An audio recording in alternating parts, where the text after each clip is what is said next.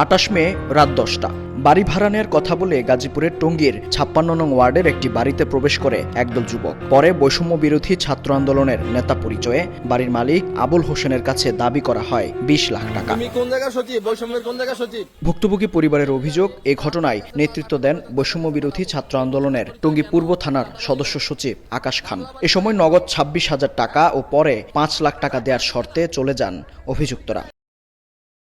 টাকা ম্যানেজ করতেছি ভাই, এখন পর্যন্ত মাত্র 20-25 হাজারের মতন কিছু অ্যারেঞ্জ করতে পারছি। রাত্রেবেলা বললেন যে সকালের মধ্যে মানে জিনিসটা আপনারা ম্যানেজ করতেছেন। এখন আমি কয়জনকে মানাবো জিনিসটা, এদিক দিয়ে থানা পুলিশ সব মানে আমাদের উপরে ফায়ার হয়ে গেছে।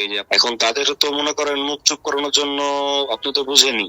ঘটনার পরদিন টাকা দেওয়ার কথা বলে ডেকে নিয়ে অভিযুক্ত আকাশকে আটক করেন এলাকাবাসী। পরে সেদিন রাতেই থানায় অভিযোগ দেয় ভুক্তভোগীর পরিবার। তাদের ভাবসাব কথাবার্তা দেখে মনে হইতেছে তারা গোয়েন্দা লোকের ডিবি থেকে আসছে।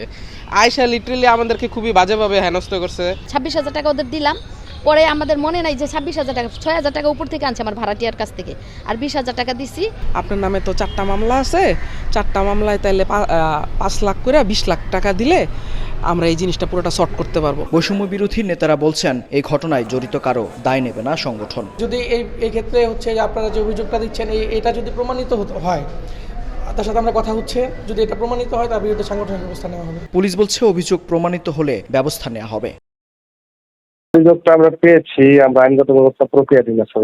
বেশ কিছুদিন ধরেই গাজীপুরে মামলা বাণিজ্যের অভিযোগ উঠেছে বেশ কয়েকজন নেতার বিরুদ্ধে। এমন অভিযোগে শুক্রবার গাজীপুরের সব থানা ও ওয়ার্ডের কমিটি স্থগিত করেছে বৈষম্য বিরোধী ছাত্র আন্দোলন। মেহেদী হাসান, সময় সংবাদ, গাজীপুর।